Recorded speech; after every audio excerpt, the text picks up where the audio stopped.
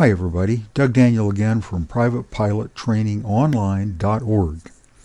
I'm going to show you the safest and easiest way to land an airplane. This technique works in the most extreme circumstances that your airplane can land. This is a landing. Well, I know it's really not a landing, and it doesn't look like a landing. You see, we don't actually land airplanes. We put our airplanes into a pre-landing attitude at the right point over the runway and the proper airspeed. This is the proper pre-landing attitude for a crosswind blowing from the left. I'm about to show you how to get to the right point in space at the proper airspeed, attitude, and configuration. When you master these skills, you will have landings down cold, guaranteed. Here is a landing approach with the airplanes drawn to scale. Now I'm going to make them a little bigger so they'll be easy for you to see. The wind blows from the left. If you point down the runway with your wings level, you're going to be blown off to the right. If you turn into the wind enough to stay over the runway, your wheels will be pointed in the wrong direction. When you touch down, you will be skidding sideways. The inherent stability of a nose wheel equipped airplane will partially point you down the runway, but with the unnecessary wear to the landing gear. The inherent instability of a tail wheel equipped airplane will try to turn you around backwards. That's called a ground loop. And you will be in for a pretty exciting landing. In a stronger crosswind, even nose wheel equipped airplanes demand proper technique. You might drive off the runway in the direction you were pointed or strike your wingtip on the ground. In a tail wheel equipped airplane, you can expect for your insurance premiums to go up. The solution is to cross control.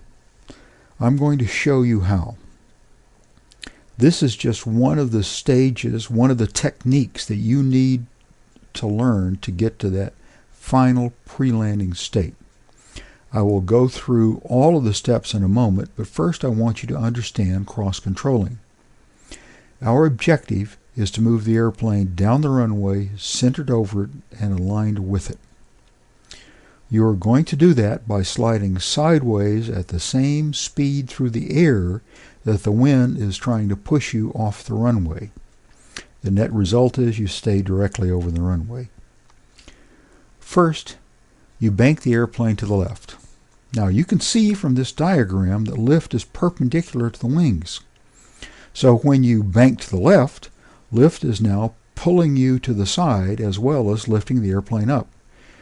This will cause the airplane to start sliding sideways to the left. Unfortunately, the airplane has a vertical tail that resists sideways motion. It will swing the nose to the left too. We don't want that.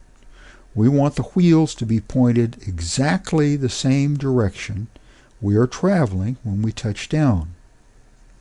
I keep saying we. You're going to be in the airplane. I'll be sitting here talking to you. But, okay.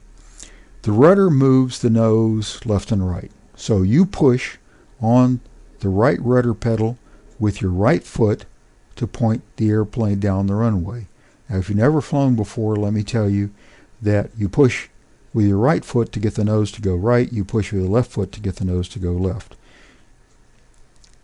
Since the aileron and elevator are both controlled by hand using either a stick or a wheel, you use your hand to keep the airplane banked into the wind enough to stay centered over the runway. And you use your hand to control your height above the runway or your airspeed or whatever. Okay. When I first started teaching flying, I wasn't terribly confident. So I did pretty much what other instructors did. But, you know, I was completely blown away when I discovered that they did not teach their students to cross control on every landing. It is not unusual for a student to become a licensed pilot before encountering a strong enough crosswind to force him to use, or her, to use this technique. That's a recipe for disaster, I know. As a new pilot, I had had some hair-raising experiences before I mastered crosswind landings. Once, only blind fool luck kept me out of an irrigation ditch. So, to develop good habits, I use crosswind techniques on every landing, meaning that I forced myself to cross-control on every landing. Needless to say, I decided to teach my students what had worked for me. The amazing thing that was when I started teaching cross-controlling on every landing, my students mastered landing much more quickly. They landed with much more authority and confidence. I became a believer. Now, back to landings. Let me get you to that ideal state. We'll do this in 3 steps. The first step is the approach glide.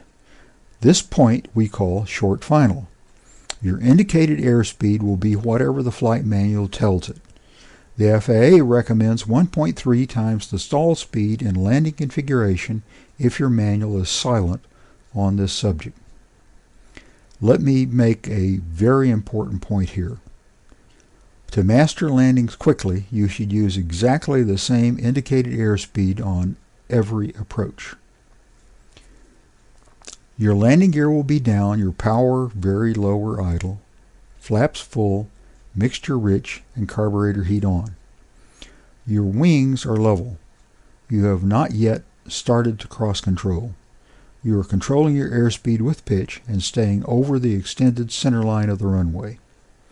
You have not yet started to lift your nose to get into the landing attitude.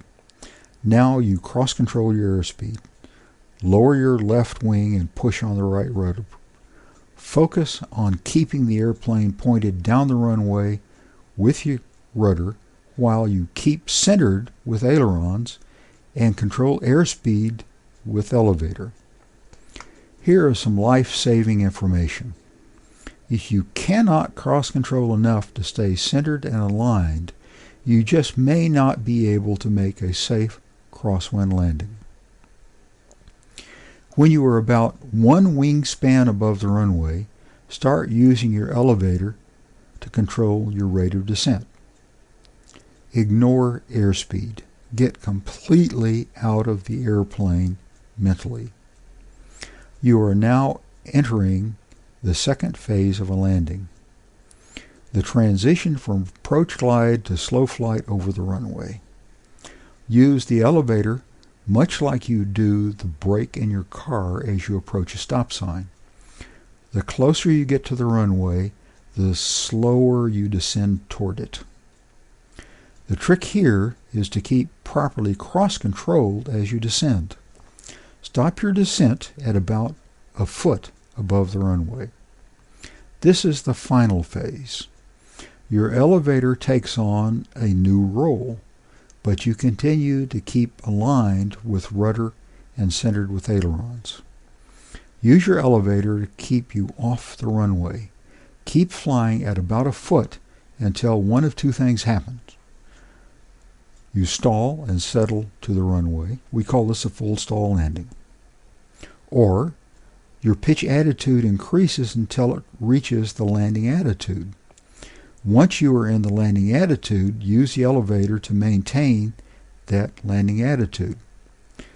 Since you are continuing to slow down, you're losing lift, and as you lose lift, the airplane will slowly settle onto the runway. Congratulations. Great landing. Okay, thank you for watching another video from privatepilottrainingonline.org. I covered a lot of material in a short period of time. So if you want a transcript of this video, just go to privatepilottrainingonline.org and sign in. And be sure to click the little like button below to tell your friends about all this free information. Thanks a lot. Doug Daniel from privatepilottrainingonline.org. See you again soon.